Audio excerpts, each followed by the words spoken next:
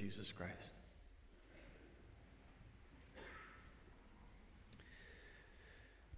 The 60-year-old body of Timothy Henry Gray was found under a Wyoming train overpass 2 days after Christmas in the year 2012, just a few years ago. There was no sign of any foul play. There was no indication of any crime or mischief. He was a homeless cowboy who had died of hypothermia. He was the victim of bad breaks and bad luck. Except for one thing, one small detail. He stood to inherit millions of dollars. Gray's great-grandfather was a copper miner, wealthy man, a builder of railroads, and the co-founder of a small Nevada town. You may have heard of it. It's Las Vegas. So when Gray's great-grandfather died and his fortune was passed down to Gray's great-half-aunt, and then she died in 2011, she left behind a fortune of $300 million. Not chump change, you know. So when Gray eventually died, or at that time, you know, when he died, he wasn't poor at all. In fact, his share of the inheritance was something like $19 million. Not something that you just throw away, right? You know, anybody want to just throw away $19 million? I don't think so. How does it that someone who is the heir to such a fortune die a pauper? I'm pretty sure that most of us would probably camp out at the doorstep of our dear great aunt in the hopes that we would indeed share in that fortune. We'd make it our aim to access the inheritance, wouldn't we? Yeah? But do we? Do we? You know, aren't we easily discouraged and you know, just throw our hands up in the air and say, oh, what's the use? It's just easier to give up and not to fight over it. But then listen again to the words of the prophet Isaiah from the first reading. Fear not, O Zion, be not discouraged. The Lord your God is in your midst as a mighty warrior. Indeed, God is among us. God is a mighty warrior in our midst. And we aren't merely slaves or servants or down-and-out cowboys.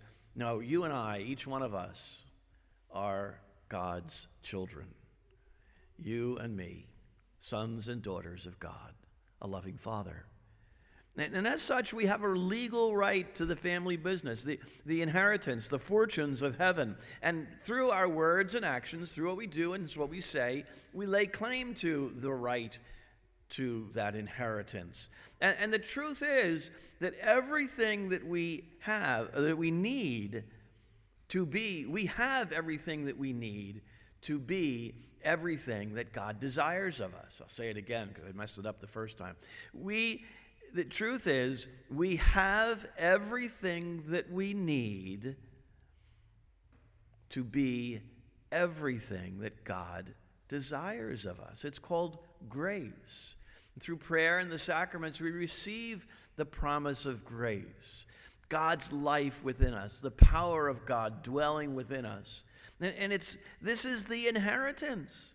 And our names, your name, my name, is written on this inheritance. It's there permanently. And it is all the resources that we need to do what God asks of us.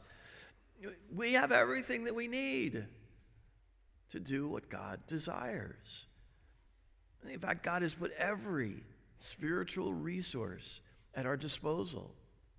It's there for us. It's there for the asking. The promise is, this is God's promise. And it's the promises of God, of course, that we're reflecting on through these weeks of Advent. Because we are the people of God's promises. And as a people of promise, we have to believe in that abundant supernatural resources which we need. Don't we? Don't you need the supernatural resources that God provides to get through life? No? You don't need them? You can do it on your own? Well, I want to be friends with you.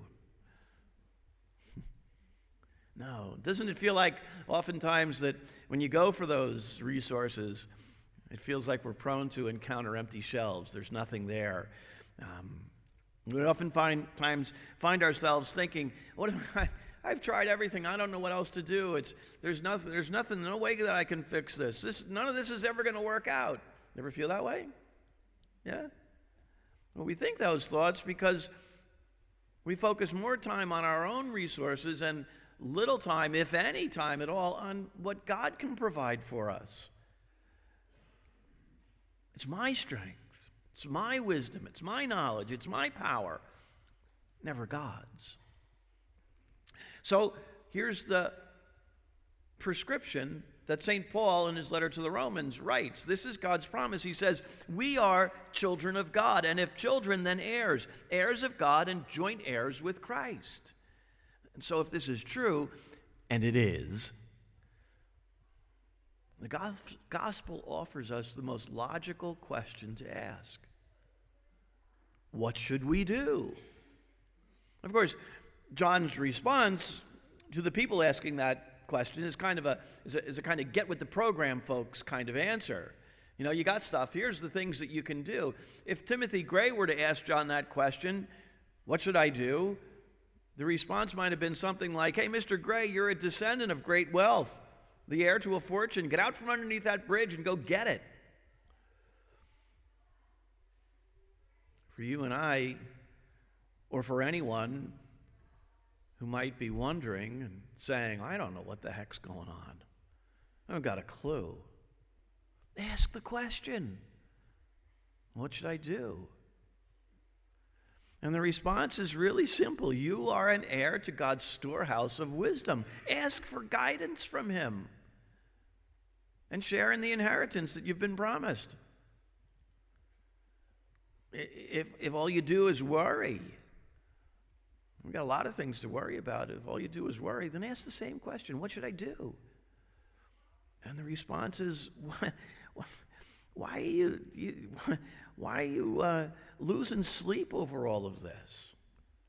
Jesus has the peace that you need. Aren't you a beneficiary to God's abundant trust fund? Put your request in for His promise. If you're lost and alone because you've lost something or someone that you love, again, ask. The response is real simple. Open your eyes. What you're looking for is right in front of you. His name is Jesus. And He knows where you are. He knows what you need. And He will show you the way because He has prepared an inheritance that is everything that you need. If you've been hurt, wounded, traumatized, if you feel angry, ask the question. Because Jesus will respond, I heal the brokenhearted. And He will promise, and He does promise, a life of freedom from all of those things that bind you up. For all of us, we have to understand, we must understand that indeed we are God's children. Each one of us is a son, a daughter of a God who is loving.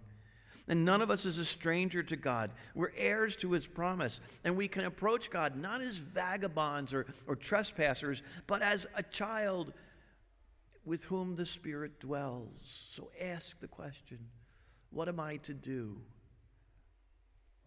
And grasp a hold of all that God promises you. You know, when we live this way, when we see ourselves in this light, then as Isaiah promises, we heard it in the first reading, He will rejoice over you with gladness.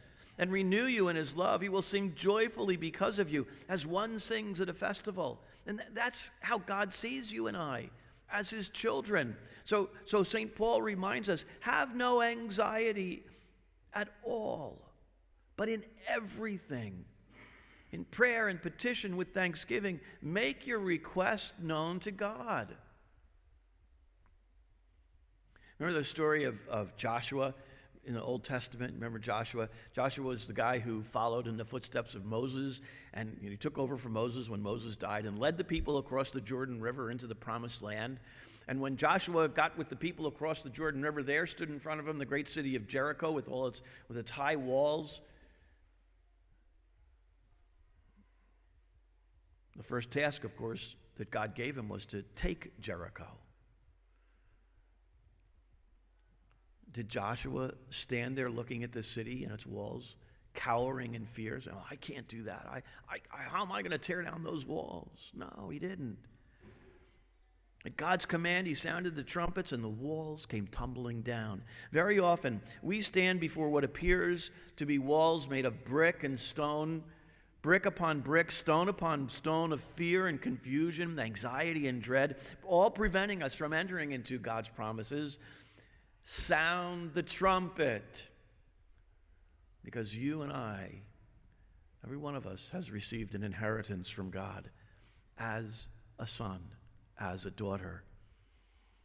And is that to say all the challenges we face will go away? No, they're going to be there always. They were for Joshua, and he continued fighting on, and he encountered more victory than he did defeat, because it comes down to a simple decision to believe in and receive the inheritance that we have been promised. Now, when you hear all that,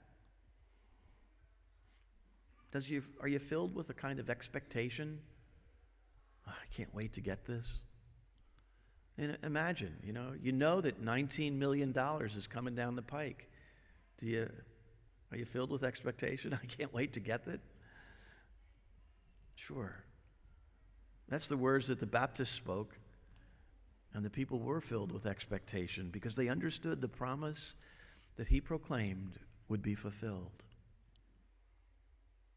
What's the promise that you need God to fulfill in your life today, during this Advent season, as, we await the fulfillment of God's ultimate promise?